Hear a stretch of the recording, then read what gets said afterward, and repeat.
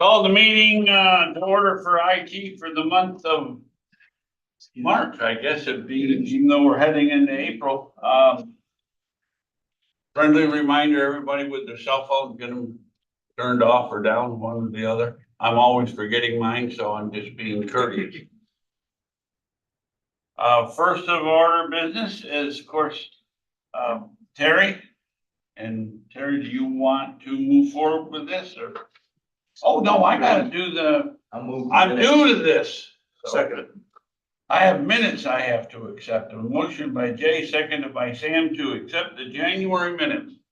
And, all in favor? Aye. Opposed? Carried. There, now we're getting into it. And we have start out with our cybersecurity report. Yeah, actually, could I mix the order up just slightly? You certainly can. Oh, okay, we have, so I brought an updated, organizational chart, because you all have requested an updated one. And I have also brought, Mike Chackey and Ryan Mylott with me today as well, at the request of the committee, to introduce themselves and give you kind of a little overview. So I'd like to start with that, if you folks don't mind. Start with Mike and then, have Ryan come up, and I'll actually have him, since he's a cybersecurity officer, present his report, at that same time, if that works. I think that's a great idea. Okay, great. So Mike, Good morning, everyone. I'm Mike Trackey. I've worked for the county IT department for 36.5 years.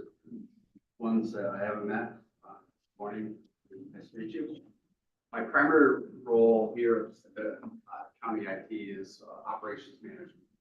Comprises of the maintenance, monitoring, planned refresh of the county's wireless networks, servers, security firewalls, internet connections on property and remote offices, and then one tower, share of mobile cars and sewer plants.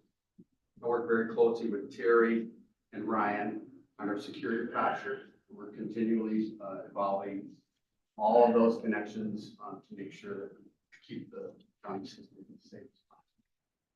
That's kind of a 40,000 foot view level of what I do. And if anyone has any questions, you're welcome to answer. Hey, Mike, I have a question, and it's to do with the new county highway bars. Will you be involved at all in that because of the IT that goes into them? So, yes, so the short history of the DPW barns, we've had connectivity out there to those locations for probably 6+ years. I'm actually in the process right now of the next generation of what those connections look like. We're kind of upgrading the switches and some of the equipment in those buildings.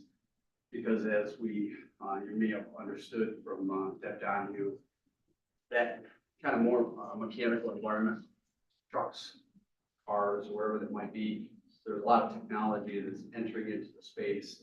Something as simple as how much salt being put down the road, where the cars, trucks are, kind of a fleet management approach. So, yeah. The one thought that I had, and this might not even be possible, if now with the electronics on your truck, that if you have a problem with your truck and the county, they'd have to drive the truck down here and plug it in to identify the problem. Will that be able to be done in building now? Like when you get home at night, they can plug it in and know what they've got to do? Yeah, so currently that's actually been in operation for a few years now. We actually, so the standard ODB book that's on all vehicles, we actually have a product that we use that's been in the public workspace for a while. I was just talking with one of the maintenance foremen on West Hebron yesterday, and they can diagnose and get the codes from the trucks when the trucks are in the field. So if they get some kind of, everyone's familiar with the check engine light. That could represent whatever is going on, and they can analyze that right from the main site. My wife's car, I've spent $2,000 on that check engine light, and I still have it. I'm not confident that they figured the problem out. Yeah. But that's every time I need that taken care of, I gotta take it to a dealership, and I was just thinking with this, maybe that'd be a. Yeah, and if Deb at all in this present work meeting has ever brought up that that's a component of fleet management. That all kind of comes into play with Mhm. preventative maintenance, cycles of what all this equipment looks like. Good. Yes, Sam. Yeah, I just want to say, Mike, that it's commendable that you've been here for 36.5 years and still maintained your sanity. Yes. How you do that, I don't know. Well, it's because I say to many, I still enjoy what I do. When I'm sure that they probably will come and, try to sunset that off, and we'll cover that with them. Thank you for your years of service. We appreciate it. Thanks. Does anyone else have any questions for Mike? If not, we'll move along with, Sue has our answers. oh, Sue. Just to follow up on the question you did for the new barns and the sharing with the towns, but the service that you're talking about will be available to the towns for fleet management. That's a DPW service, yeah. So that would have to go through Deb if she wanted to do some sort of a shared service with that. It'd be handy, wouldn't it? It's for their mechanics and stuff. Who uses it. Okay. Ryan, come on over a little closer so you can be on camera. Hello, everybody. I'm Ryan Mylott. I'm your cybersecurity officer. I'm also a local resident all my life, from the time I was 5 years old. I'm gonna be 43 in a couple weeks. Grew up in Warren in Washington County. Families from Glens Falls and Hudson Falls. Son attends Hudson Falls schools right now. About 6 months ago, I became your cybersecurity officer. For 14 years, I've been in IT. For 11 of those, I've been a network and a systems administrator, securing networks. So security is part of IT every day, and it's in every system. It's a responsibility of every person in this room, quite frankly. And that's what is a goal of this cybersecurity program, is to train and educate everybody in cybersecurity awareness. So with that, I've been completing a lot of automation with our systems, updating them. I work closely with Mike and Terry, like Mike said, to ensure that we have a uniform plan and execute in a secure fashion. You'll notice that over the past few months that we've been putting out some phishing emails. That's part of the training. I feel that the best experience or the best education is through experience. With that, I guess I'd share some of the day-to-day that I do is monitoring all of our alerts. Not every county is as lucky as we are to have a board and administration staff that are willing to put the money and investment in this resource, me, the cybersecurity officer. Not everybody has one. Some people have to rely on outsourced cyber. And with me looking at that every day, every single day, multiple times a day, all of our alerts, we're at an advantage over a lot of those folks. Some of the systems that I monitor are in real time and give real insight to the threats that are out there, and you don't see those because we take care of them. And so with that, I guess I'll go into the report that you all have in front of you. Forgive me for not updating the top of the report. This is January, February 2024 report, even though it says December 2023. So this report comes from one of our security vendors, and I feel that it has tremendous value because it shows how we're doing as far as our open tickets. You can see in the upper right, there's 0 tickets. So that means that I'm maintaining them. I'm maintaining the tickets with this vendor. And you can see here, 12 ticketed incidents with 48 investigations. So that means this is for February. I couldn't get January and February all on here. But in the month of February alone, 48 investigations from that vendor, 12 of which came to me and required actual investigation on site and or remediation. And that's out of a total of 946 million data points that we feed these folks through all of our logging every month. Additionally, you can see on the right, the current period versus the past year for the systems that that are reporting to us. Most of it's log data and, our data, security platform. And for the current month here, it's been mostly just, those, data security platform alerts and email alerts and firewall alerts. So, those alerts, like I said, I deal with every day and I look at every day. And then at the bottom of the report, we have, our December, January, and February emails. And so on this graph, you can see we have, about 90,000 incoming emails in December, and it's quite literally almost, 30% increase in January and February. And during those times, you can see on the right-hand side there, I've rolled out our phishing emails in an automated fashion. Previously, it was a manual process. I've automated that process. We had in January 372 recipients versus 377 in February, and you can see our percentage of failures has reduced by 50% in just 2 months of training. 2 months of consistent training has brought down our failure rate, and failure is if somebody clicks on a link or replies to an email, that's considered a failure on a phishing email. And we're doing great. It's like I said, cybersecurity is the responsibility of everybody. And with the training system, you folks are our perimeter, our firewall. It's not just the tech that we put in and manage. And so, if anybody has any questions, my office is always open. I'm happy to talk until you tell me to shut up. And I feel like I can articulate my thoughts very well, and I want to educate. I want to help people. That's what I'm here for. Well, Ryan, thank you for making this presentation. And truthfully, I'm probably the least educated on all this technology, and I've mentioned it before that I always thought that whoever held your position was like the master in the Karate Kid, and he was in the back room with a pair of chopsticks catching the flies when the bad ones come through. But I'm getting more educated all the time on this, and I appreciate the time you took here today to maybe further explain it for everyone. Does anyone have any questions for Ryan? John? The failures. I'm assuming it'd be somebody like me that would open something I shouldn't.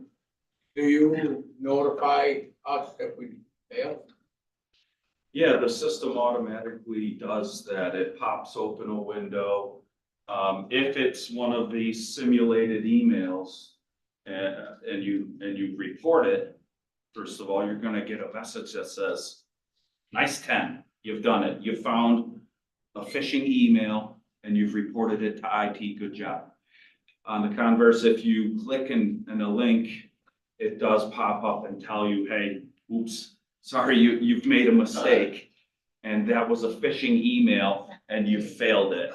And in those scenarios, it might be that a little bit more education is in order. And it'll tell you what you did, what you clicked Yes. wrong. It'll tell you what you missed when you were looking through the information on it, which is I really feel good. I haven't reported any, because I usually just delete them. But I haven't got any. Well, can I messed up things?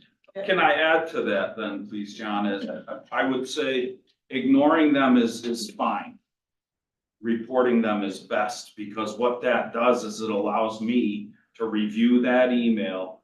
And if it is truly malicious in nature, then I can block the sender from phishing anybody else at the county. And also if it's severe, if it goes out to a lot of recipients, or if I see through some of the other organizations that I'm a member of, I can pass that information along to the rest of the state with a click of a button.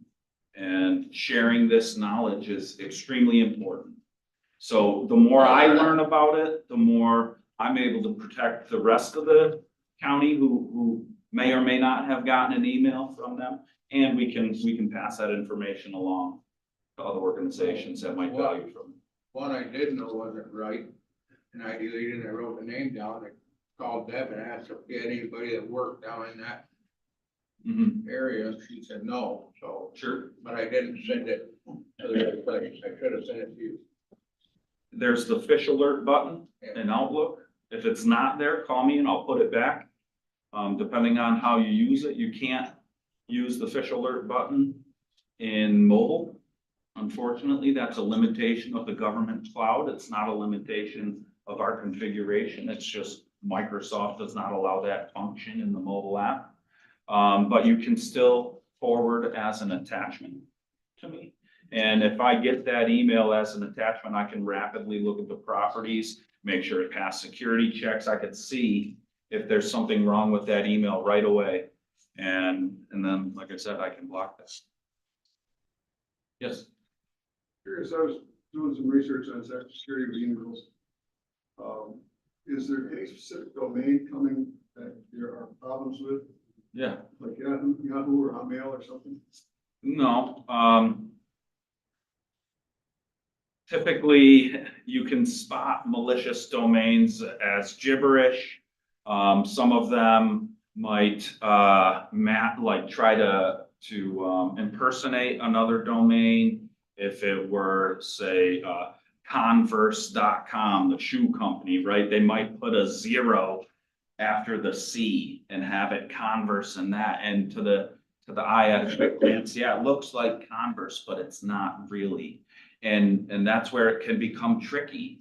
And they could put all their marketing in that email, make it look just like an email from Converse, right?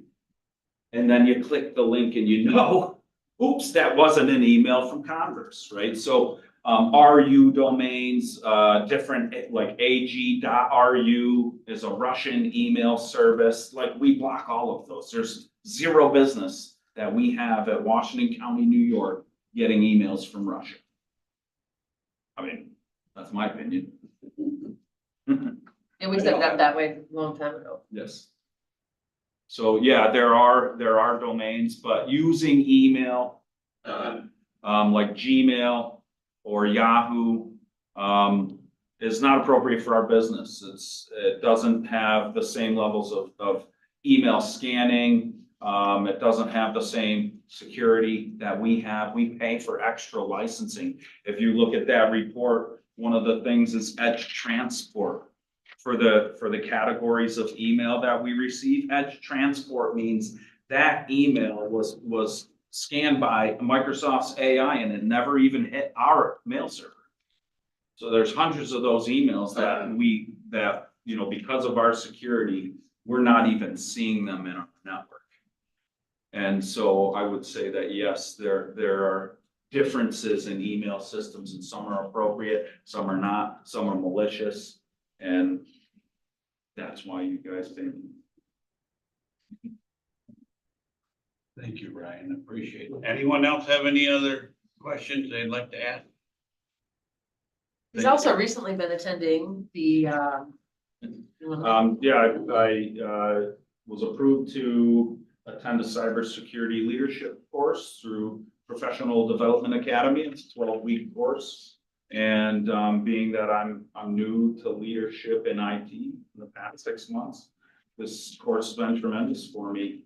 I'm also working on a couple certifications, Security Plus through CompTIA and ISC Squared certified in cybersecurity.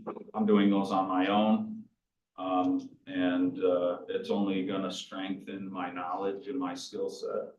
I'm signed up with a leadership mentorship program with other cybersecurity leaders through the National Association of Counties.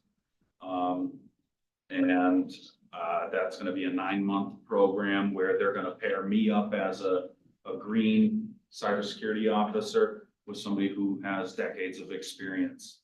And for 9 months, we're going to collaborate and I'll get to learn from somebody with tenured experience.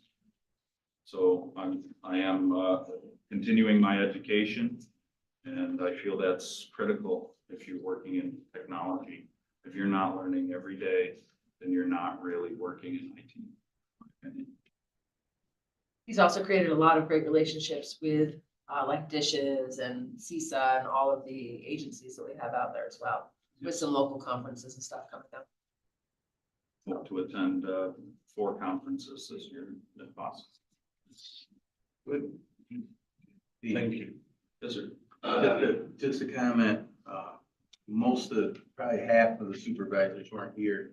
And we used to do a whole bunch of studies, my opinion, a lot of it was wasted money. But the IT study we did, this was one of the suggestions, it was to get a cybersecurity. It was a huge leap for this board to spend the money, but it's probably some of the best money we've ever spent. I'd agree, since 2019, especially with AI becoming prevalent, what's gonna happen on the internet is going to be weird. It's gonna be strange, and it's gonna be, well, there's gonna be a tremendous uptick in malicious activity. We've seen it in the past 2 months in our email. And the amount of phishing emails that are sent to me that are not simulated is astounding. And in the last 30 days, I've worked and spoke with 4 organizations that have been hacked. I mean, it's happening. It's happening here. It happened in Hudson Falls. It's happened to other places locally. You know, it's real. And Washington County, New York is no less of a target than anybody else. We saw it at Suffolk County last year. I'm sure you all heard about that. Thank you. Anything else you wanted to add to that, or you want to go, are we back to? One last thing I just wanted to add is Ryan has offered, if any of the towns are interested in having him come out, speak to your board, or, talk to you individually. If any of you are interested in that resource, we would love to be able to offer some consulting and those type of things Absolutely. to the counties. If you go out to bid, you have a proposal in front of you, you're looking to add those services, let us take a look at it. We're happy to help with those type of services. For sure. Last year before, you came to our town. Yeah. Spent some time with us on the matter. Happy to help. Thank you. Yeah, you were in Whitehall 3-4 weeks ago. Yeah. Yeah, I'm happy to help it in any way that I can. I may not be able to push all the buttons for you, but I can help make sure y'all are going in the right directions. On the project report, or that we are, okay. Yes, we can go on to project report. So project report that, we had some that came off from last month, a new one that's come on, which is our firewall replacement. Firewalls have been ordered. It's going to be a big project. I don't know if anybody has any questions on the projects that are on there. That looks nice and bright on the screen. I think we're in a good place. We have certainly a lot moving forward right now.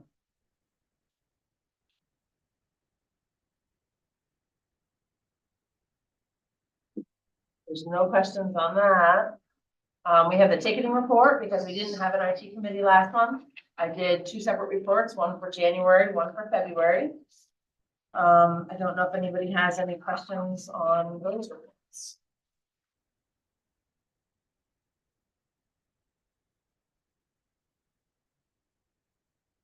Okay, can I backward too? Just looking at the fairgrounds, the process. We, have you run into a hiccup there? Yeah, we ran into some hiccups getting the new internet connection up. And so, we hope to have that done, I think this month, right? Yeah, we had to just take a step Didn't back. that fairground get a big grant to put in something Yes. down there? Is that what you're working with on? It is. Okay.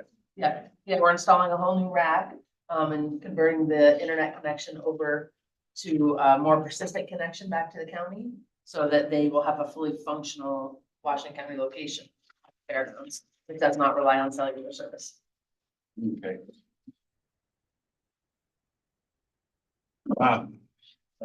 continue to be a little bit curious about the rather high number that's coming out of the Board of Elections. That's very small unit over there, and Yeah. every month we've got 50 or 60 tickets coming out of there.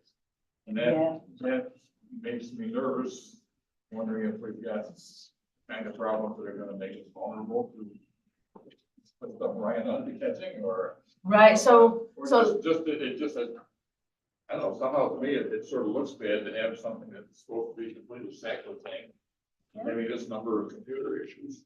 well, so they're not computer issues per se, so those are all hours that are billed against it, and the bulk of all those hours are gonna be our developer who's assigned to Board of Elections. So she works very, very closely with them over there, and has been working on many things. There's been, a new program we put in place to be able to import time from Board of Elections, so that previously the election workers, everything was manual over there when they came, and to be able to get it up into our time reporting system. And we've been working hard on the ability for them to use the poll books, e-poll books, to clock in at all the elections, and then we get an export of that and import it into our time tracking system. So it'll save a whole lot of manual work. So it's development hours, it's not like troubleshooting or bad stuff. Yeah, I will maybe feel a little better in a yeah. little while, but I'll probably add it to the things next month. And that's fine. I honestly don't have any concerns at Board of Elections. I think they're in a really good place, and I think the new election system, the HART system that they purchased is really just, it's helping that. Yeah. Ryan? Yeah, Terry, don't forget that, just that, ISTEC. Oh, that's time evaluation, too. Mike and I put a lot of time in the past couple months with specific True. the support for elections for New York State security requirements. So that's a big, there was a big number of hours on there. They did an assessment. Yeah. State assessment. Yep, that's true. Maybe I'll see. Yes. So. Um, I might feel better.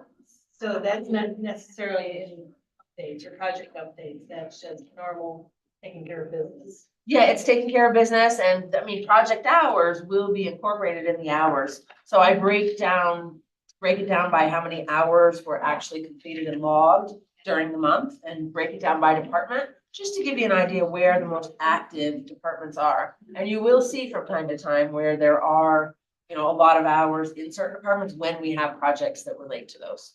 Yeah.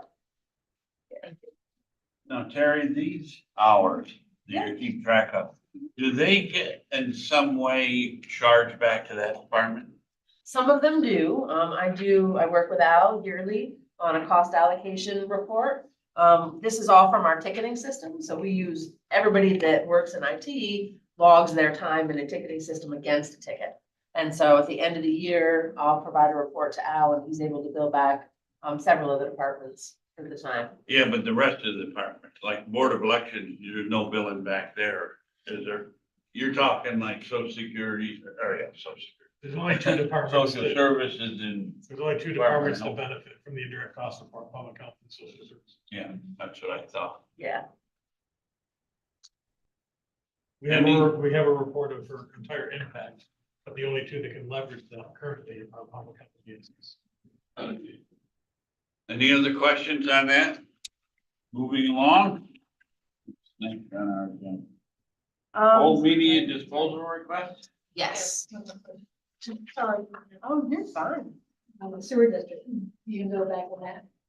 Sorry, I'm sorry, the sewer district, can you go back on that one? we don't. It's not a policy. That's a whole other discussion probably. We started this discussion once and, it, It's not as simple an answer as you may think. Okay, thank you. But it probably should be a discussion of some. I've only got a little over a year and a half, so let's hold off till after that. Come on. And I'm the one that initiated it. What I kept in That's probably a good direction to make it.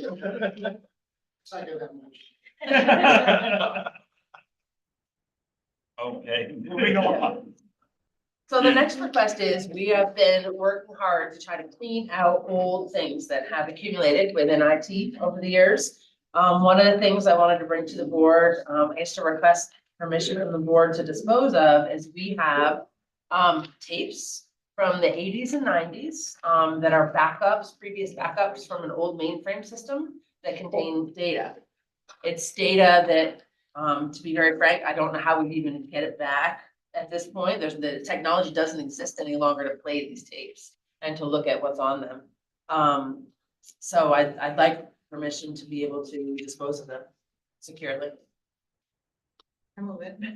Motion, I'll check. yeah, motion seconded on the floor, discussion. Discussion, yeah. So is any of that stuff, Lisa, required to be maintained by the county clerk in any way, shape or form? No. Maybe something we'll have to do before we actually. I did talk to Lisa about it I ahead of answered time. you for Yeah. that question. Okay, Because we can't access it, even having it locked in the vault really wouldn't, it would really just take up space because there's no way to access it at this point. with the stuff for that's anybody on to there. access it. Right. I also talked to Al ahead of time and he has payroll and all that Okay. stuff is on paper. So I think we've determined that everything, is on paper or in other forms that was back in those systems. So this motion is going to allow you to destroy it, right, or dispose of it? Okay, so everybody knows that. Bob? As an archaeologist in a former life, I'm always reluctant to advocate for destroying artifacts. If we don't know what's on there, how can we tell what we're destroying and whether it's okay to destroy it or not?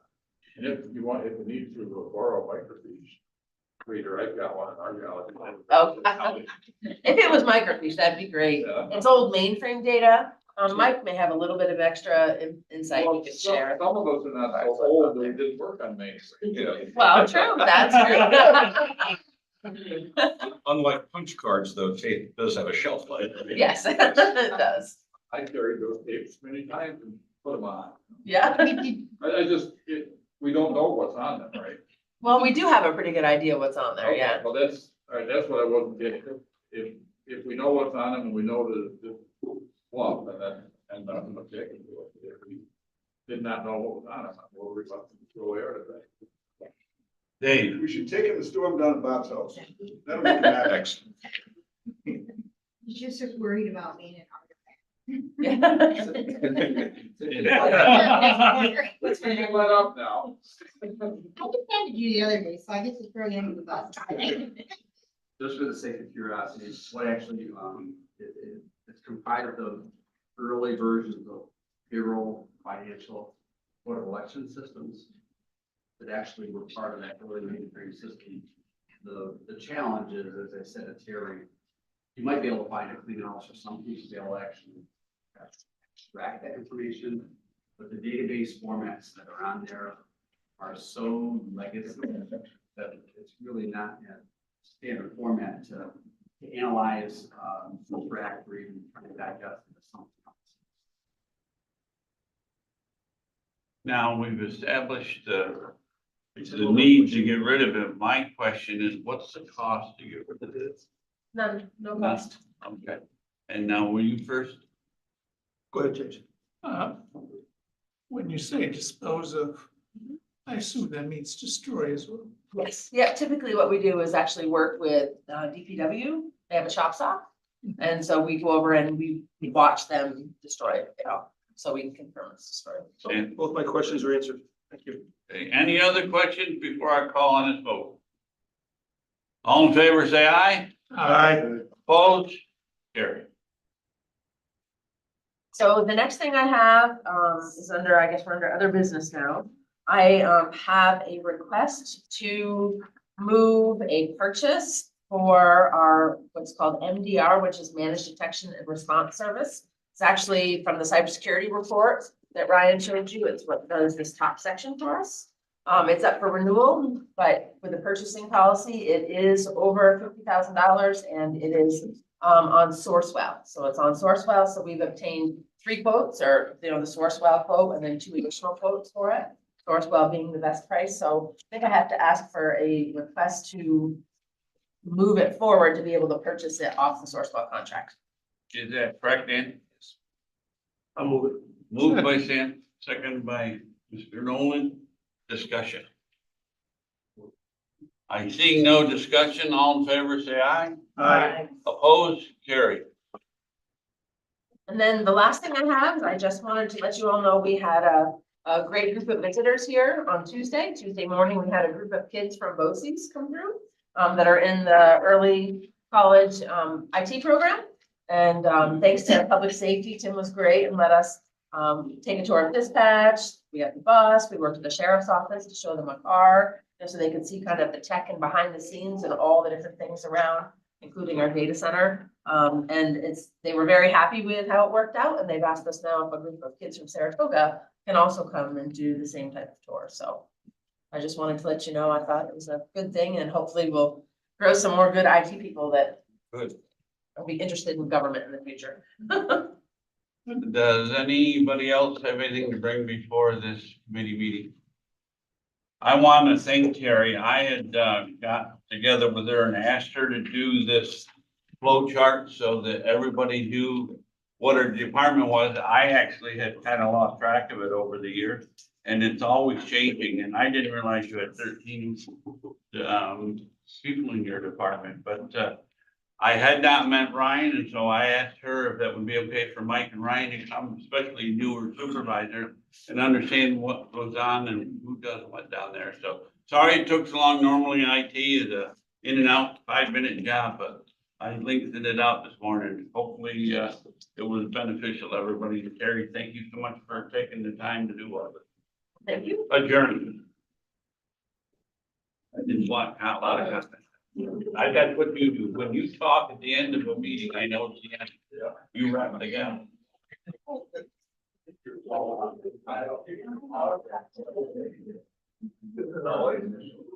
Oh, we know.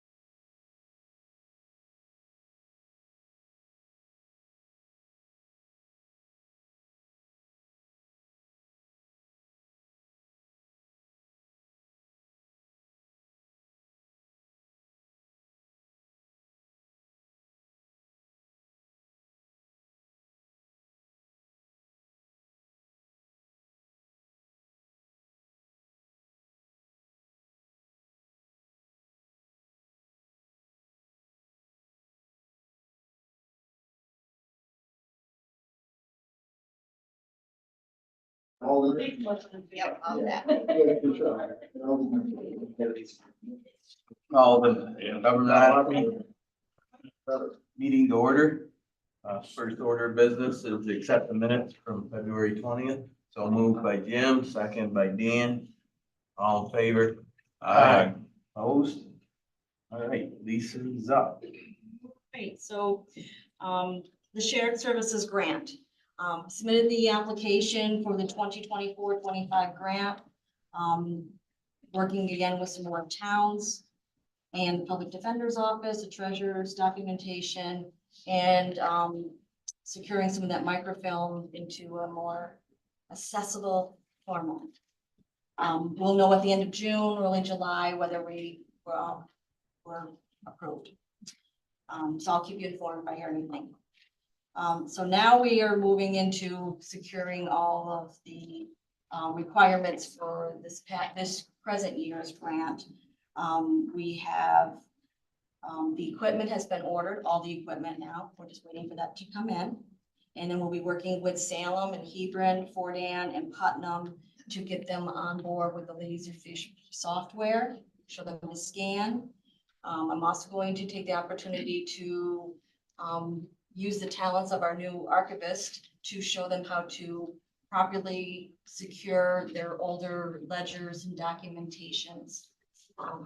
Keep them preserved as long as possible.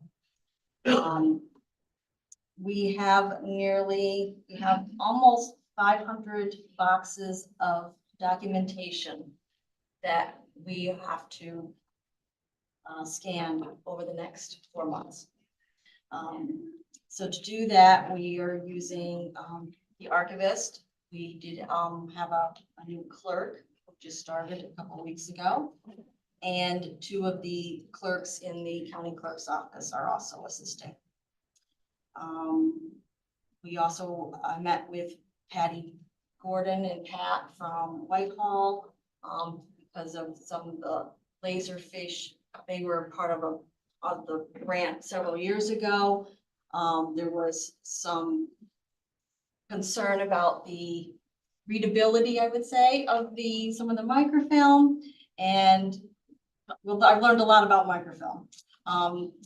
These images were done in 1992.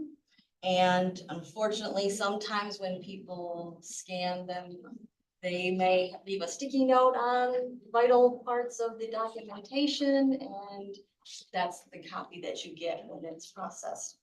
So we're going to go through them.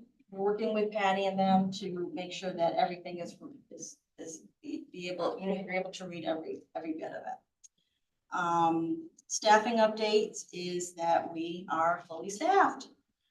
We had the retirement in DMV of Michelle Browser, and we backfilled her position, and we filled her position, and we backfilled one from June. And we have a historian, and we have as I just mentioned, along with the archivist. The upcoming, we updated the brochures with the new staff, updated the brochures with their contact information. I wanted to share those with you all. And we also updated the county clerk's office fees and such.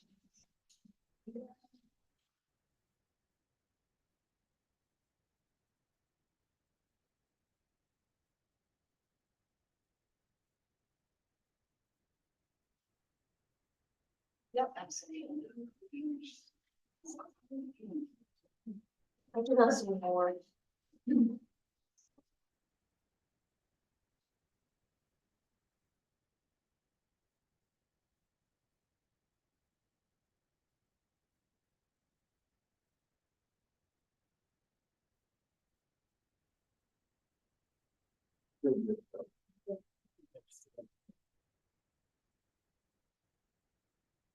And if you go through these and see any omissions or errors, please let us know. We'll get them corrected as soon as possible.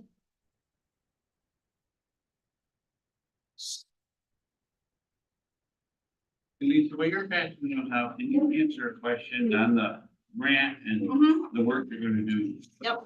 Now that's, do you handle that with your staff that you have now, or do you have to have a part-time extra staff or anything to The handle? only addition is the clerk that we currently have, for this year's grant. Okay. So it's done by staff, working in conjunction with your town staff. Okay, But we're doing the work ourselves. thank you. Yep. Last one. Sorry.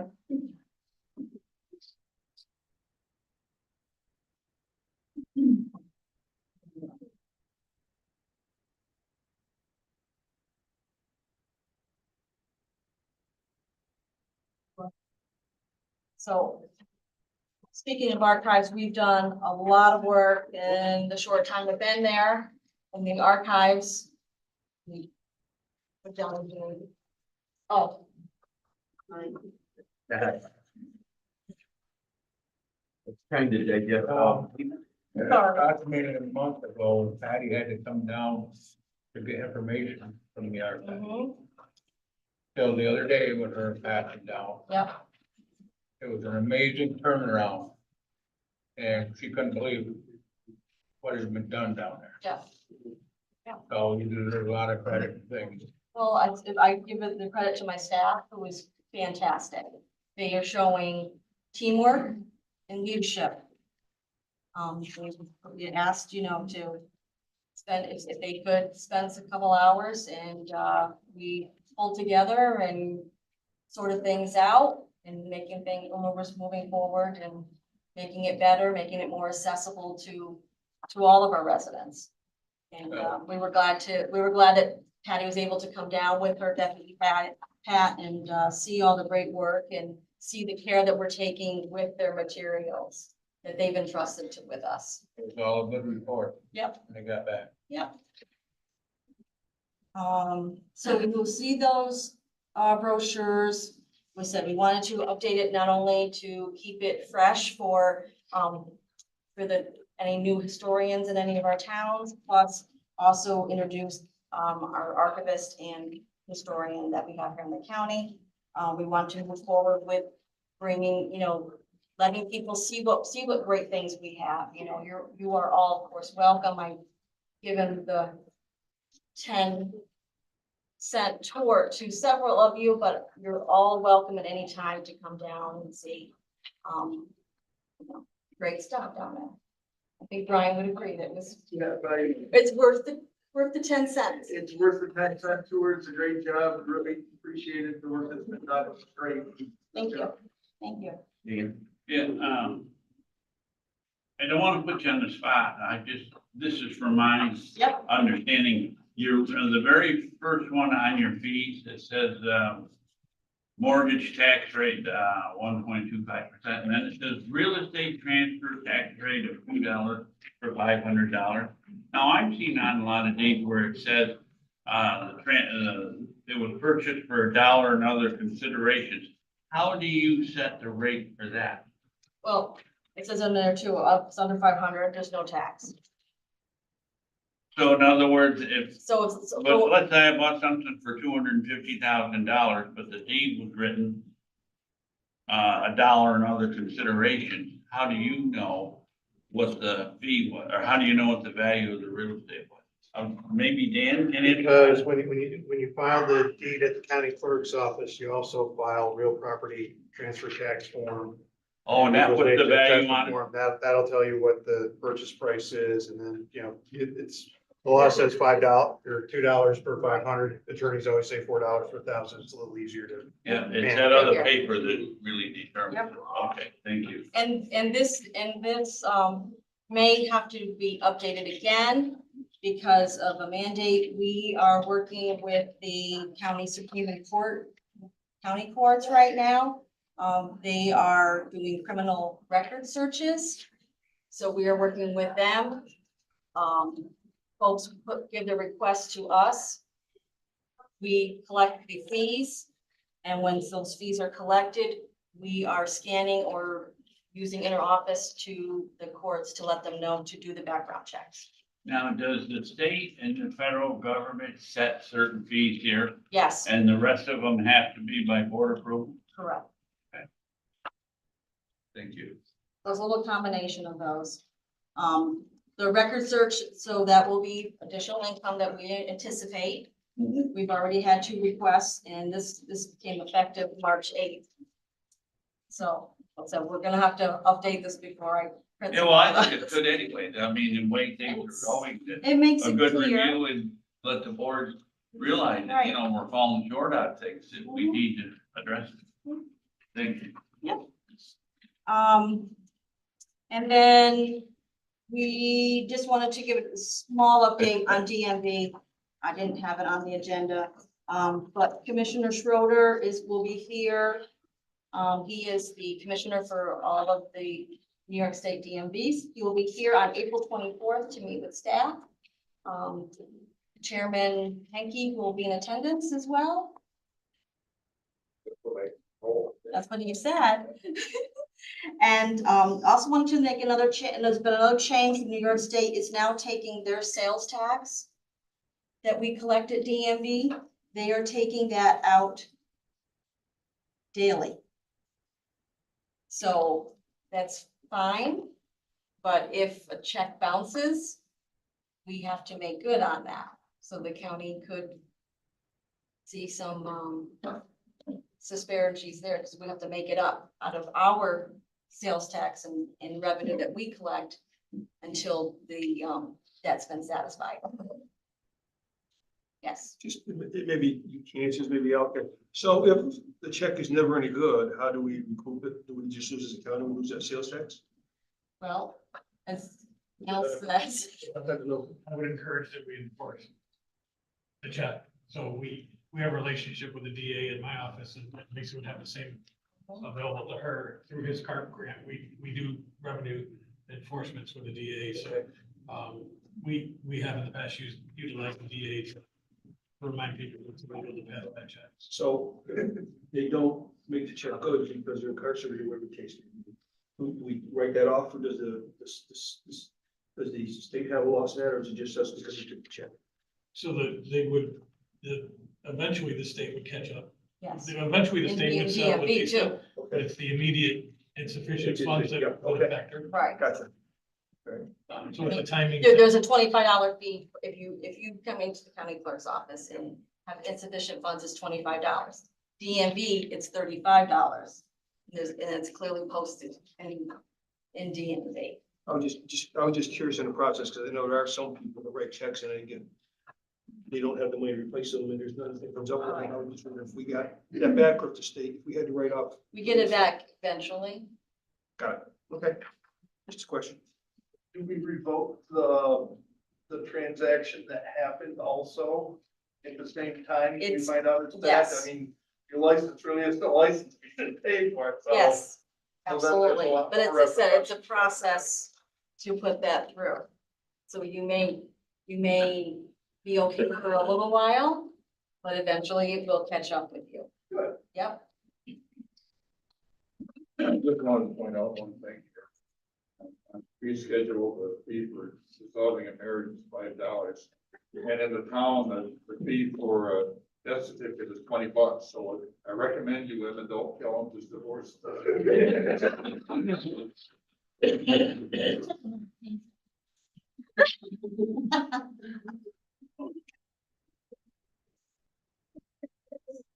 No comment. I value my life. I'm so married, I value my life. So no requests at this time. We're going along, but that will change for next month, I anticipate. Anybody else have any other questions? Hearing none? None. Thank you. Thank you, guys. Come down and see us.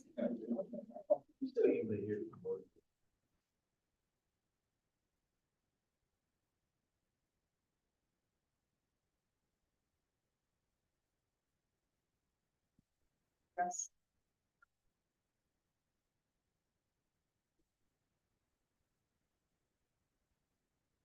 Board of Elections wasn't coming, Yale was gonna cover this. Oh, okay. We need to move the grant fund forward, send it to finance. Okay. So we have a $14,000 grant carryover to move forward, and I need a motion to move it by. Second by Mr. Donovan, Mr. Hall. Any questions? All in favor? Aye. I got it. Oh, We got a question. oh, sorry. Go ahead. All this has been approved to purchase. Well, we're just moving it to finance, and we can beat it up there.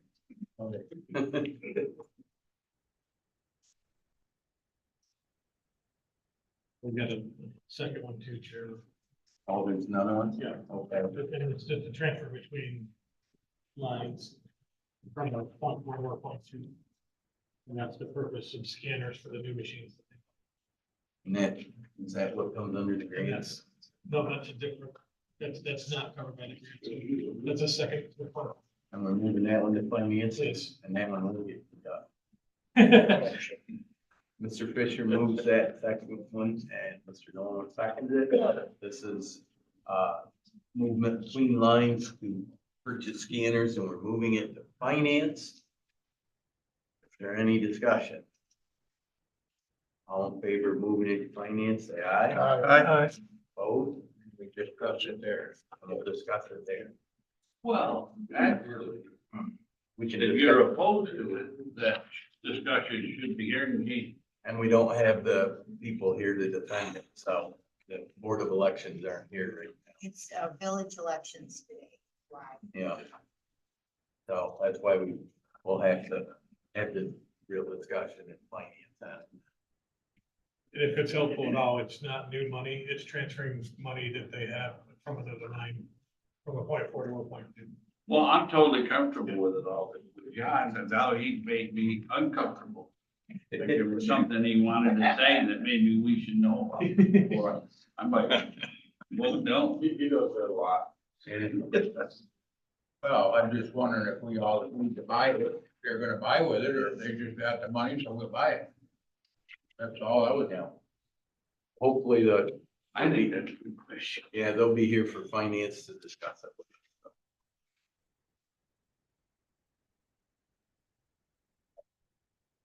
You're up next, Stephen. The safety officers, came to me with a request to, purchase 2 memberships in the, National Association of Safety Professionals. It's 2 memberships for a total of $390. There are certain certifications that would come with it. I've also, at the safety, at my request, safety officers kind of provided sort of a breakdown of what happens as far as pricing and whatnot. One of the safety managers, basically, if you have, they pay for 1 course, the membership is already paid for itself. I was a senior safety officer, Spezio here, if there are any questions that they have. Basically, it is OSHA certified. Well, it can be done on your own time, so it'll save on going to hotels in Rochester and conferences and whatnot. It's already in their budget, but it's something new, so they want to bring it to the. Are in our budget? You guys I'm looking for have discussion. something about this, so go ahead, John, you had a question? No, it's all in their budget. James? Yes, based on my previous experience being certified to OSHA, this is a great organization. The training is top notch. I think for the price, it's really a real bargain. And, for some of the other fees, it would say for taking other courses, they get the same training through there. I think this is a good move. I'm gonna implement that forward. 2 questions. How much is it gonna cost? Other than, it costs $390, what for the, For the year membership for both.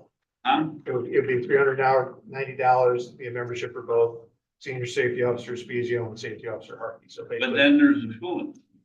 That's all included.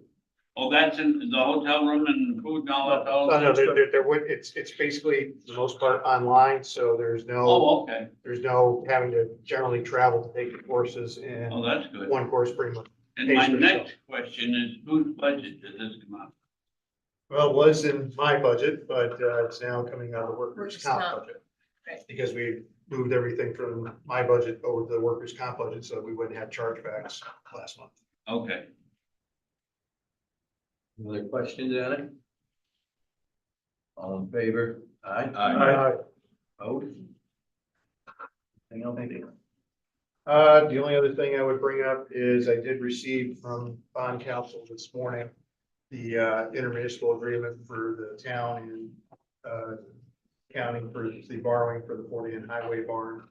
I've talked about it with Al. He seems okay with that. I didn't see anything wrong with it. I know Jeff got it too. Same thing. Well, talking to just, we have to do a resolution basically approving the agreement. We've already did one in February allowing Al to sign it.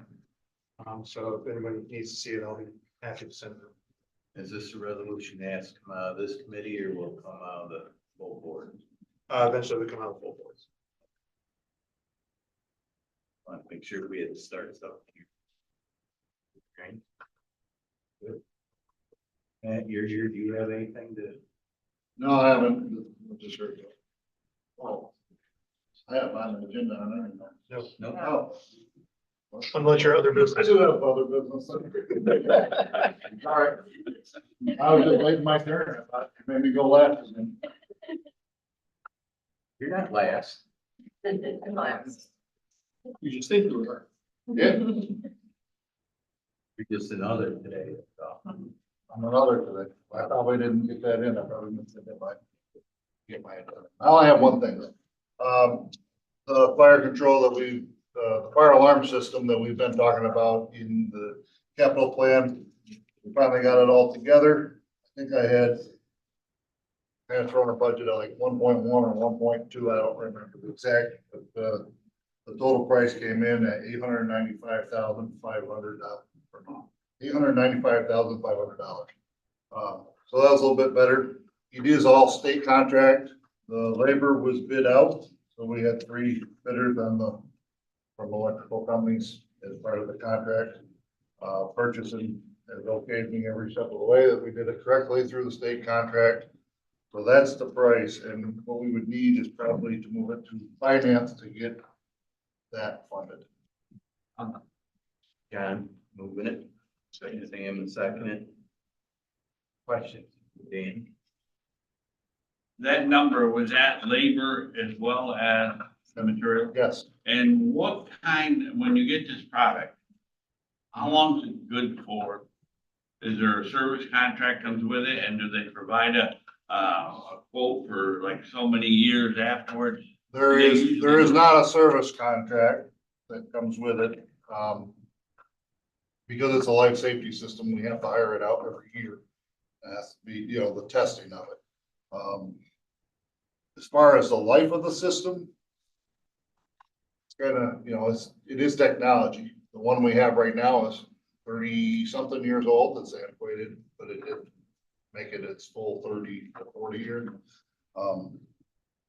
There is a year warranty on all the parts and pieces of it. That's the standard in the industry. There's not anything longer than that. Unless we ask for it, and then you're basically buying an insurance policy at that point. Now, what does it cover? Just the campus up here? So it covers this campus, so A, B, C, of course, all this. It will look into the law center, because the law center is also a Johnson Control simplex system, so there's fiber that runs over there now, so we'll have a backup. So right now, fire alarm goes off over there. We have no idea that it's going off up here until the fire trucks pull in. So basically now that'll go up, it'll go right to dispatch, so you have to have a backup. And I would say we're working towards all the fire systems in the other buildings being integrated into this type of system. So this will be the brainchild that'll accept any other buildings in the future. And where public health is, that building? Yeah. Are we leaving that off? Or are we putting, is this? No, we're not doing anything with that one right now. Nor are we any of the other buildings out there. Okay, This is really, it's for this, and we're just looking in, we're not putting any equipment in that building. The jails is more up to date. That system that they already had when we built it is new enough that it'll hook in. It's an addressable system. So I opted out. There is, I can tell you this, over at the annex where the nurses are now, we have been having some problems with the fire system over there. Of course, that's just as old. I haven't wanted to put money into it. I did just have to sink some money into a new control for the fire system over there because it started going off about once every 3 days. And it's the same type of deal. You can't tell where it goes off, so you gotta send guys and call the company, and you gotta go through the whole system to try to figure out where the problem is. And meanwhile, dispatch is an alarm going off that you can't reset even though there's not a fire until you find it. So I did have to get a new control board that will hopefully, thank you. get us through to the end of life of that building. Hey, any other questions on it? All in favor? Aye. Opposed? Right? Anything else from that? I think we're good right now. I mean, I'm working on the contracts today for all the contractors for the bill, or actually for the last couple of days I've been working on Friday. So, all goes well, April will be starting. Just a quick question, and I'm just gonna go back to what you said about the 48 days, if I might, for just a second. So I know you said that you had to do the resolution here at the county for that. Do we need to do one at the town? Do you know?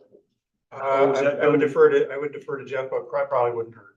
Okay, I didn't know if we covered that in I think you did. the resolution. I think the one that you just had with your 30-day Right. progressive referendum. is- Yeah, because Larry sent me the email this morning, he said all permissive referendums have been done and run their course. I'll check with Jeff though, but I just, Yeah. you know, if someone had to hurry him on that was all. If we can get a chance to stop in on those. Thank you. Before we get to Melissa's other, we do have our new real property director here. You wanna come up and test the hot seat? Because you'll need to get used to it. And maybe you can introduce yourself and get grilled a little and ask some questions. So I'm Miranda. Today is my second day. We're still getting everything set up in the office, as well as just getting caught up. Most of my staff was out last week with COVID, so we're a little behind, just with catching up with last week's stuff, so. But, Lindsay, Heather and Bill have been doing a really good job keeping the office going without a director. And, you know, right now we're just trying to finish up the transfers to get them out to the assessors. The person who is using our TSL program, which is our chargeback program, she's no longer here. So I'm gonna learn the program and get everything done by May 1st for our deadline. So that's gonna be fun. And then we'll, you know, eventually we have another new person in there that's learning a bunch of stuff right now, so we're not gonna put that program on her as well. So I'll just deal with that, just to meet our deadlines. And, you know, again, Lindsay, Heather and Bill have been doing a really good job keeping the office going well. You know, the director's seat was empty, so. Right. So on our report card, how well did we do as a board in getting the information to you as to what the job entails, what things had to be done, need to be done? Do you feel like you were told exactly how things actually are? Are you still? We're still working through, you know, you guys provided a lot of good information, but there's more, you know, there's more to the department than just, you know, what was stated, but which is fine. Yeah.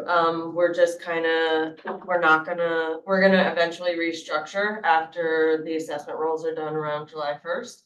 But right now, we're just in a really tough time within our schedule. So we're just gonna leave things as is, get through this cycle, and then, you know, sit down and evaluate everything this summer, just to see, you know, we have new staff members, so I just wanna see how things are gonna be allocated, going forward, so. I know an important part of your interview was about communication. Absolutely. So I want to make sure that communication goes both ways here and that you would inform us, you know, of anything that's going on that's necessary that we all need to hear so we can get back to you. Let's make it happen. Your score is subject to change. Your score is subject to change. I know, I don't want to be in the high 80s, you know. I know we just have you had a chance to reach out to the town assessors just to give them your contact information? Not yet. Yesterday, I kind of had a revolving door of people coming in. We got the email set up yesterday. I just got my RPS password, so in the next couple of days, I'm gonna reach out to all of them, you know, let them know that I'm here, and I did speak to an assessor yesterday, so slowly we're getting there, but. Well, it's only day 2, correct? Yes, today is day 2. Yes, but day one, she had to do something for me and got it to me already, so she's already started off very well. Anybody else? Thank you. And welcome. That was easy today. Maybe, yeah. Thank you. I have one simple thing. Yeah. There's another. Did you say that Really? Oh, it could be simple. You all agree. I have unspent funds in my 2023 budget that I would like to carry over to 2024. It's the 0.2 money that was allotted for the new Washington County sign out front. I have the amount of $1,733.32 left. I'd like to carry that over to 2024 so that can assist in the amount and cost for the landscaping around the sign. just a reminder, it's the 50,000 tribal money that we got from the ARPA funds. Sam's moving it. Jim is second. Discussion, are we there yet? We're there. Where is it going? Right where the other one was. Okay. If you haven't noticed, it's not there. A lot of people didn't even notice it came down. It was already happening. It was already happening. I know it's still there, I didn't know. Yeah. I mean, I don't No. have to look for the address when I pull in, so. Yeah. But now, is that the best, you feel that's the best place for it? It's gonna move, I think, just a little bit. We've been working with Matt. So we'll have, that all worked out with buildings and grounds, because obviously it's an electric sign, so, and IT is gonna be involved in it as well. This one you should notice, if nothing else, you'll notice it says Washington County, so that's an improvement. Computerized electric sign, what kind of flowers are we planting for Well, that's- 1,700? Well, that's Something what I that's was very waiting easy. for. I was waiting for that question. It's more than just flowers. It's, because it's right now, it's gonna go up on 2 metal posts, right? So we're gonna try to put stone around it or whatever, they feel is. It will be aesthetically pleasing. There we Well, go. is it going Instead of over 25,000 or everything? Or- It was Staying a under- $50,000 grant that we received. I thought it was 50,000 all they had, and then half for the sign and half for another project. It was 100,000. Computerized electric sign with flowers. It was 100,000, 50 for the. Oh, it sign was 100,000. Right. And 50 for the planning board. 50,000 for the sign. I would, Where's Al Brown when you need it? I don't know, I would suggest we bury below it, because it would really help. Walter, whatever It's you not a want. lot. I repeat, your score is something to change. Something bad. Yeah. Okay, any more discussion on the motion? I know we could keep this going around a while. All in favor? Aye. Opposed? Any others? Have they decided which one of my pictures to put on the sign? Yeah. The one with the bullseye.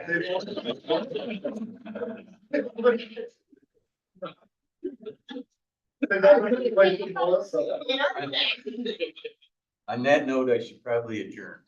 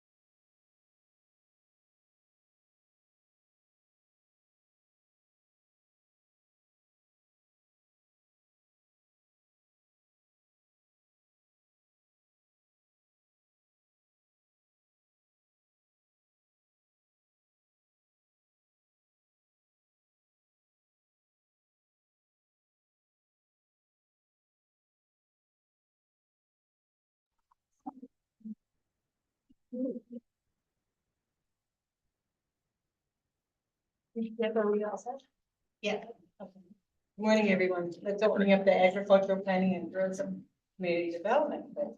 Okay. And, does anyone want to move some? Lance, you go first and Cass a second. Any discussion? Yes. Is that a yes? There's He's not discussion. paying attention. Is that a yes? There's There's discussion an on the minutes? inappropriate timing. He said, am I still in this committee? And I said, yeah. Okay, so that means no discussion on these minutes. All in favor? I, Aye. Thank you. Okay, so planning and tourism updates, Laura? Okay, I've just got some odds and ends for you today. You may recall that, I mentioned at the last ag planning meeting that we had a training scheduled, which was last night. It was very well attended. There were, more than 40 people there, including some from Warren County, but most of them, from our local planning and zoning boards. I do have a request there. These trainings are typically held from, in this case, last night, it was 5:30 to 9 o'clock at night. We normally provide refreshments. I normally forget to ask for funding for it and then normally end up like having to foot the bill. So I'm retroactively asking permission for about $40 in expenditure to provide coffee and cookies for this training. That's pro Learn that. I'll second it. Second. Any discussion? Is it in the budget? You have it covered? Cookies, that would. All in favor? Aye. Then Bob in attendance. Exactly. This is, just something that was recently put out. Oh, sorry.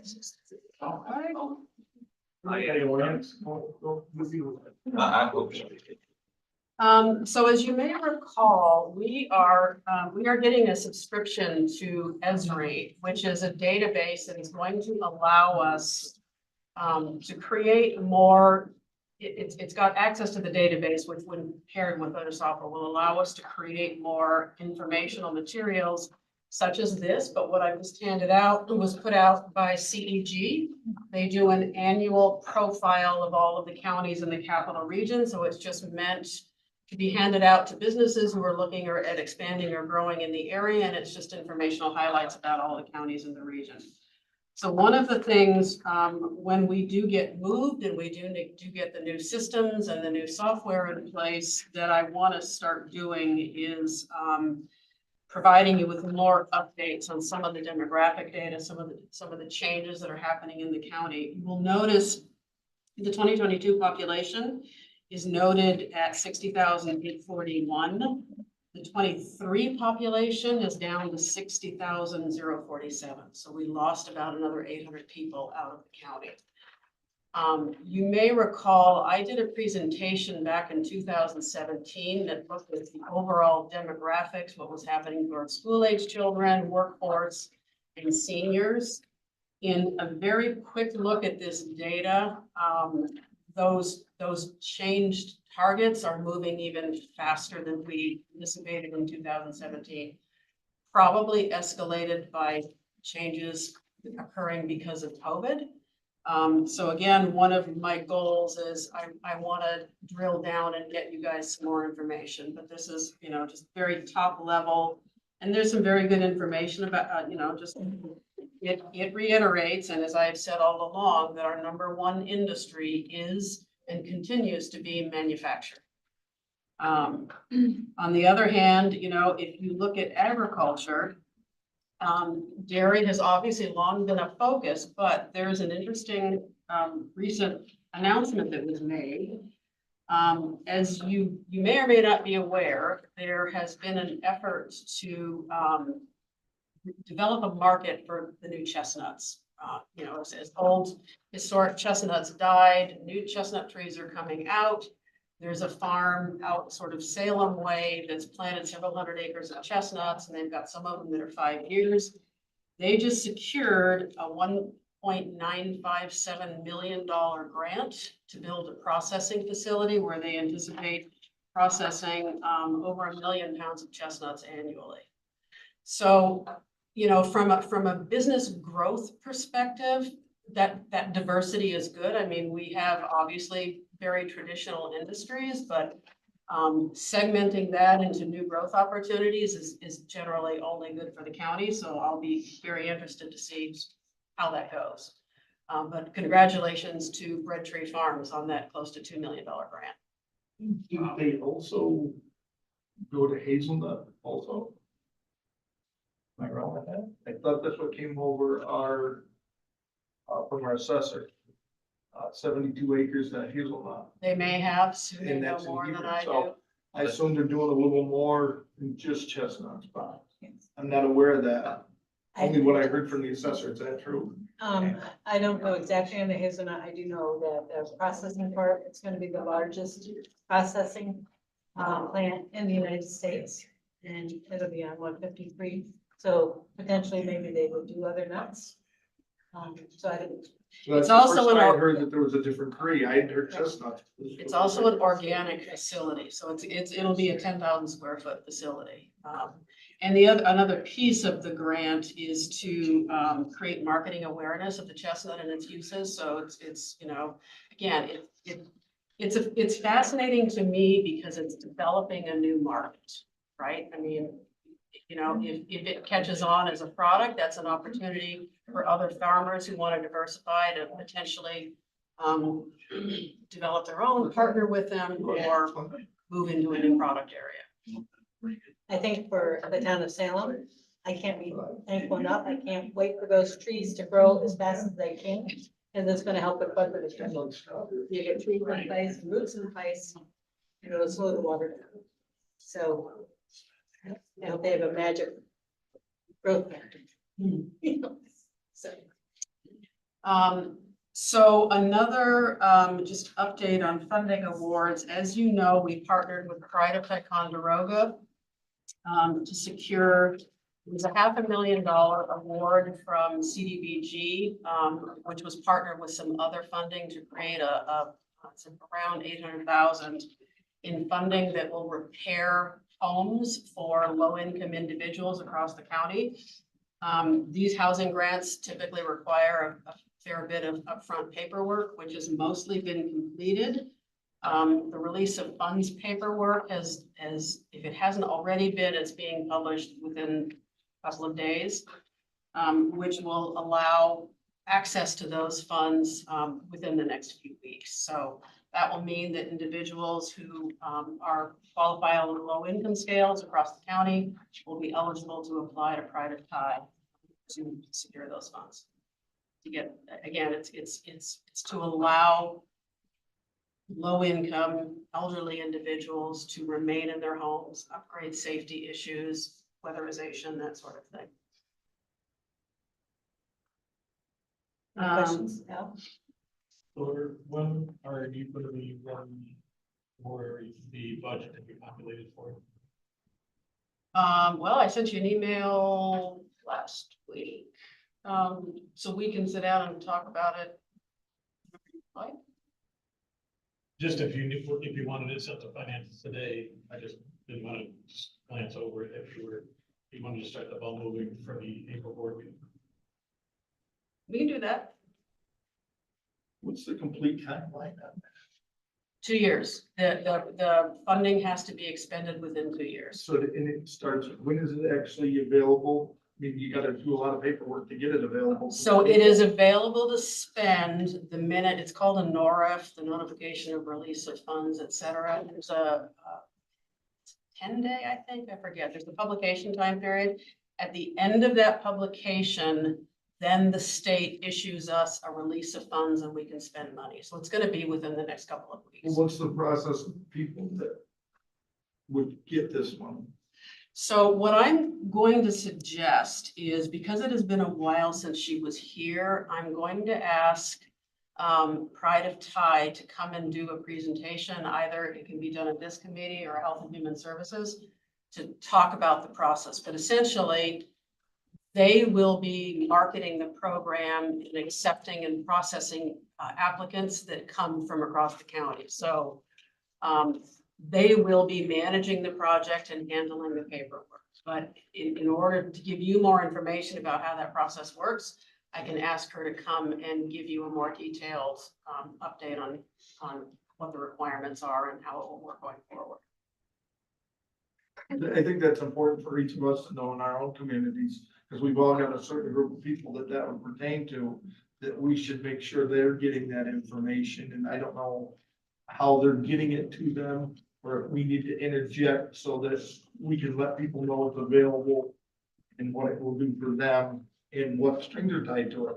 Right, so similarly, and we've talked about this before, but again, it's been a while, Restore Saratoga also has some funding that can be expended in Washington County. The difference here is that the funding that Pride of Ty applied for was exclusively for Washington County. So I believe Melissa and I had a previous conversation that it might not be a bad idea to have representatives from both Pride of Ty and Restore, just so that we can get information about the two programs, where they might be applicable. Because again, Restore has also worked with our county residents in the past. The only difference is their funding isn't exclusively earmarked for the county. It's simply that some of it is eligible for use within the And this is owner occupied money, right? Yes. Yeah, there are, and again, it's been a while since I've managed any of these programs, but so for example, one issue that comes up is when you have a child that's been given a property in trust, but the parent still lives there, that knocks them out of eligibility because of chain of title. So there are some things that you will want to be aware of that both Pride of Ty and Restore can give you more updated specifics, because like I said, it's been a very long time since I managed one of those. But I mean, there's so many Right. incidentals that, people that might be involved in doing those things might hold off until, there might be things that we need to look at that are bigger and more important than we know at this point. Seems like it would be a good idea to put it in the human services, only because you have the Office of the Aged and they would know Yeah, probably direct people that could benefit from it, so that the money is used properly and helping people that it was meant for. Yeah, I can contact them both and work on getting it arranged and then set through the Health and Human Services. Okay. Thank you. Thank you. Get a resolution. Yes. Oh, yeah. I'll move into for the finance. Thank Any discussion on that? Yeah. I have a signed contract, so I'm ready. Thank you. All in favor? Aye. Okay, next thing, as you may be aware, we had been recruiting to hire somebody in the planning department. We have made a hire. Her name is Amy Hoffer. She will come to us from BOCES. She's currently the media liaison. She's handling media relations for Whitehall School District, Salem, and not Granville, Hartford. And then there's a couple of communities in Warren County that she's handling. So she will start on the 28th. So I might get a lunch back. Thinking, maybe. So we are definitely looking forward to that. On the tourism side, just be awareness, you are probably all aware that we have a major eclipse that is going to happen on April 8th. And while we are only in the 98th percentile, I do know that for those communities who are in the total eclipse area, there have been some public safety concerns, like issues where people will literally stop in the middle of the road, get out of their cars and do all kinds of strange things. Like we are not in the path of totality, but we are in the 98% range. I would expect that up more towards Putnam, Dresden areas, we'll probably see a slightly more, they're a little closer to the path of totality. But the eclipse will happen from 2:30 to 4:30 on the 8th with the center of darkness probably around 3. So just be aware if it gets dark. Yeah, I believe public safety sent out an announcement of that. I got it, the supervisor talked about. Right. There were some credits. Yeah. And then a final just note on tourism. We've talked in the past about short-term rental funding, our existing contract with Airbnb, the fact that we have not been able to negotiate a contract with VRBO, and the fact that there has been legislation pending off and on for the past probably close to 10 years.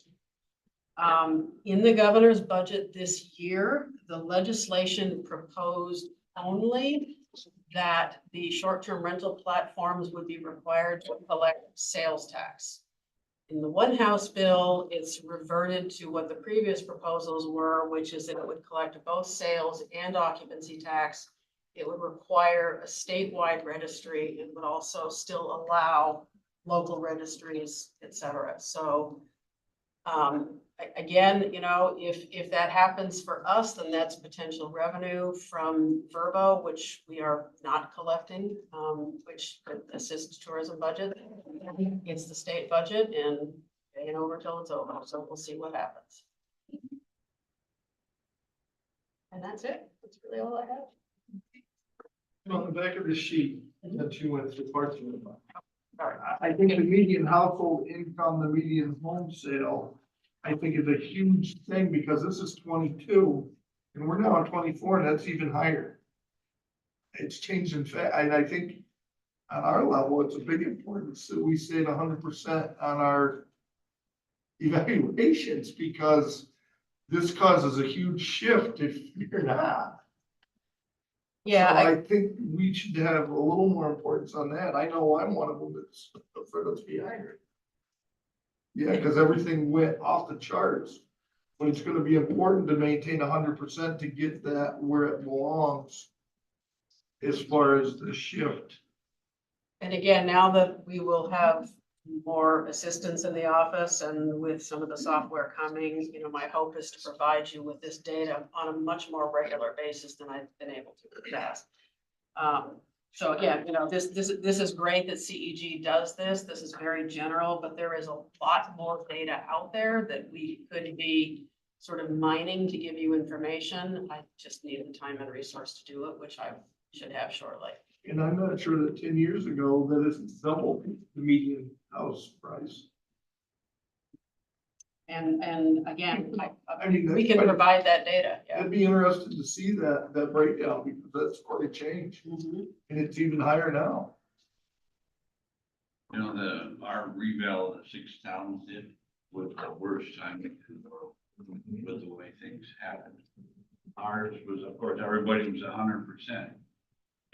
When we got done with the revale, the following year, ours dropped to 95.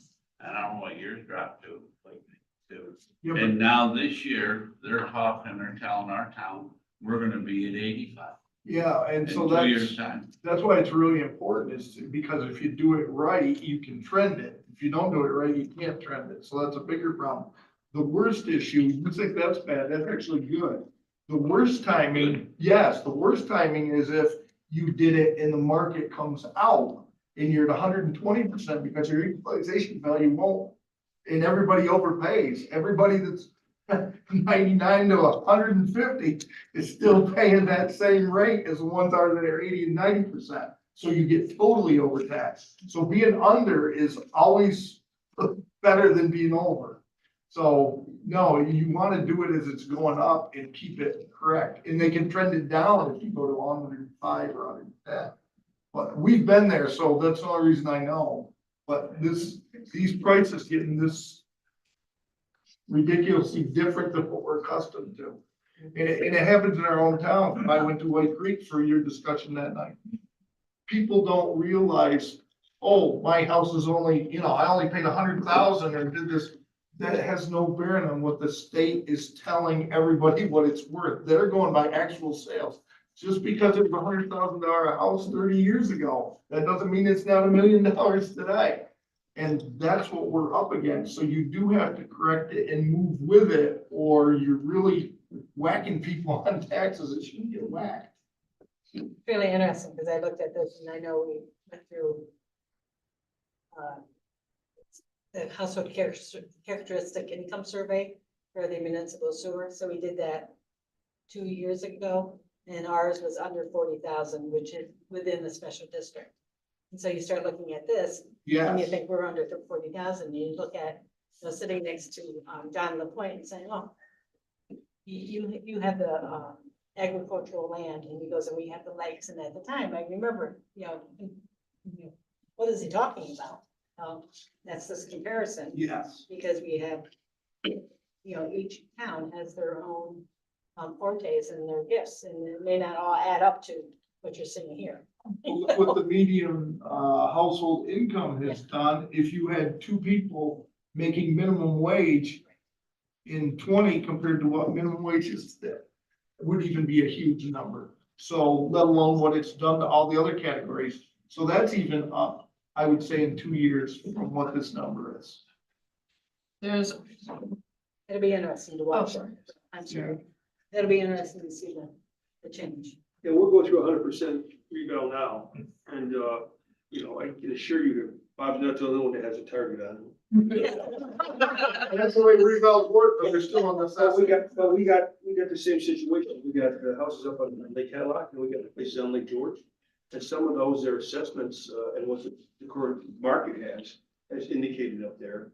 These people are taking, you know, huge hits. I mean, 10, 20, $120,000 on just residential homes. And then we get to lake property, you're looking at $10,000, $20,000 increases because what the lake value and the lake frontage has jumped up. You know, and then, you know, you try to explain to people you're 75%, and it's 100%. And they think, well, it should only go up 25%, it should have gone up 50 or 80 or whatever, but the difference between 100 and 75 is 25%. And it's, yeah, it's. And the reality is if you jump that huge amount, that means you've been getting away with not paying your fair share for a long time, so you should be happy. Instead, those are the people that are mad. The one that goes way down is the one that's happy. That one should be madder than hell because they've been overpaying for a long time if it went down. Yeah. So it's No, the I opposite of understand, but that. I'm just saying, well, you guys went through it down there too. It's, you know, perception's reality to those people. Yeah. It is what it is. But if you're trying to do the right thing and get it where it needs to be, and, you know, I think and Al was to our meeting, he came up, and graciously came to answer some of the questions that I might have put the information out on, and they didn't get from me as a supervisor, pushing the assessment. But I had a whole meeting when he came and explained the equalization rate. It's still so hard for people to wrap their head around the fact that your assessment can go up and your bill can go down. It's still so hard for people to wrap around how that works. Two bullseyes better than one because they might hit in between. They're not gonna miss me, Supervisor. Thank you. It'll just be sore. It won't kill you. The other thing that it's hard, they think that because their taxes went way up, that your budget at your town must go. Right. It's so funny, one of the big arguments. You know, Jay, Additional tax revenues is another conversation. that's interesting Jay says that, because I've been very careful at all my meetings, and I was there when I said it. And I said to him that, you know, the assessment is based on the town budget, the county budget, school, special districts, those kind of things. It's not, the assessment doesn't govern what your taxes are gonna be. It's supposed to be the fair way to pay those taxes, by everybody to pick up their share. The budgets are done by those other things I mentioned. So, you know, don't scream at the assessment. Take a look at the budget and see that it's really not that high when you look at everyday functions and what needs to be done. And of course, you got something to understand that when you take a look at it. In other words, it just got to remind you it's a sham. So That's what they want to understand. when we had ours done 3 years ago, we went from 100 to 75, almost overnight. And when people look at assessment, they're trying to take the assessment to what the taxes are. And what we found was a third went up, a third went down, and a third stayed the same. And that's probably always generous. Consistency. But we had properties going from, they were assessed at $225,000 to $650,000. They were way under assessed. That's what I said, they're mad, but they should be happy because they were getting the benefit all those years. See, it's kind of a misplaced anger in the situation. And since then, we've got properties sold at $500,000-$600,000 again. And remember, when you get your bill, the county line, we equalize you before we spread you out anyway. Right. So there's not dramatic impact on your county line of your bill because we equalized you before we spread it out. So you see more of the impact on the town wide, and as we recently learned on the special districts. Yeah, I'm looking forward to that training. I think it'll be good for all of us to help explain it to the people in our communities. That if we can have that training to understand the assessment, we need to break it down so we really understand it when someone comes in and not just say, hey, there's the assessor, get them. You know, it's not a good way to handle things. So you're taking that thing and bringing it back to us. for So we're special actually meetings. gonna have discussions with our new real property director. Yeah, we'll wait till May Once he 3. gets settled in. Yeah. Because We're not be back. for us for us to learn something after the time we've been here, we can't be the only ones, so. You know, and So- most of it's gonna go through emails from soon. Just another point of interest, there is one other national issue that is predicted to affect home values, and that is the recent settlement of a lawsuit with the National Association of Realtors. So there has been a longstanding tradition in the American home marketplace that says that when you sell a house, it's listed with the National Association of Realtors. There's typically a 3% commission that goes to the buyer's agent and a 3% commission that goes to the seller's agent.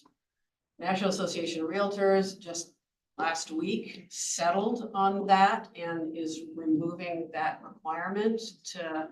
The predictions are that in the US market, it will start to align more with European and other countries, which typically have more like a 2 to 3% total brokerage commission. It still is something that has to be fleshed out, but it is acknowledged that it is likely somehow, some way to impact home values because it's no longer will the onus be on the seller of the property to pay the buyer's agent a commission, which would ultimately mean it should be reflected in the price of the home that's put up for sale. So it'll have an impact one way or the other. This lawsuit was literally just like a week ago settled. So it'll have some impact. Any other questions for Laura? Jake, do you have a question? Do you have a question? No. You're all set? Let me give it a couple minutes. Are we to the other yet? I'm done. We're at the other. Well, I just thought it's notable that we're having our ag meeting today since it's National Agricultural Day. And, you know, when we realize that 1% of the population makes all the food for the other 99%. And that we have the safest food in the world of any country. It's not a 40-hour week job and not even a 32-hour week job that some people are pushing for. Is when I'm not exact quoting it, but I think George Washington said if a country can't feed itself, it won't survive. So we need to remember that down the road. Jay Scally quote. It's important and important. We do need to remember. So thank you. Any others? Bob? On the tourism side, they didn't mention the Tour de Banjo is May 18th. Yes. I've got more than my town, because some towns keep them out, but, the format's changing this year. It's not, they've gotten rid of the real competitive, race part of it, which I think is gonna solve a lot of the problems that people were reacting to, stuff. The water bottles, that ran them, the pit stops in the middle of some of these long, this kind of stuff that all the real, professional racers were doing. They got the three lengths of the race. I can't remember their names, but the little one, anyway, it's Mondo and I can't, anyway, it's not as competitive, it's more of a, ride this, achieve this Tour of the event, sort of the thing this year. So I think, I talked to the guys, two totally different people operate the thing this year. I think it's gonna be a little bit better event from my perspective. Well, this is everybody gets a trophy, No, you're still, you get, the first one through gets a trophy, but it's, it's more of a, it's like these competitive walks for, breast cancer or something else. The two or three that finish first in the thing, but everybody gets to do it for the heck of doing it. So you get to say, I did the 75-mile Tour of the Banjo. They need some riding shorts with some pockets so they can bring some money to spend at our local businesses. Problem. Yeah, they, and like Bob, the event coordinators were at our town board meeting last Monday night. So they do have a goal to try and change the image and improve it. And one of the, I can't remember her name, Laura, I think, Rooster worked with the professionals. She says that that's the pros. It's their mentality is causing the problems. I'm very. It did come partly because their original map had all in our town. Sam? I just, said, like, let Mr. Campbell know that the next time I see Supervisor Hogan, I'll tell you what she's really collection. I think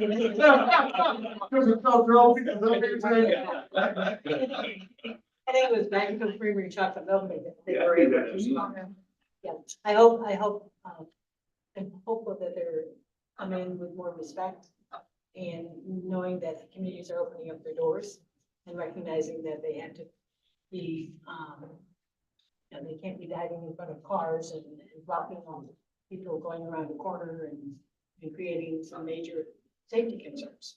The water bottles were one thing, the other was the attitude Well, I think of the I think bicycle. the attitude is the whole problem. I think the attitude may have changed some now. That's what we We'll hope. see. I mean. That's what we hope. I just I'll wanted let to I'll know. let you know on May 19th. Exactly. Well, I think, He says, I don't think so. I think it's different. They park them off. It felt different talking to them. A different person. Yeah. So it is happening in, Salem is also doing it. They did write a letter as we have talked about, that's, to keep that discussion going. So the accountability of what the expectation is. So hopefully it works and they have a wonderful time and it works out good for everybody. It's like anything else in tourism, you can't ever quantify how much they spend in stores or how much they did on the way through, you know. It's been our problem with tourism from the very inception. Why we had so much trouble with the tourism.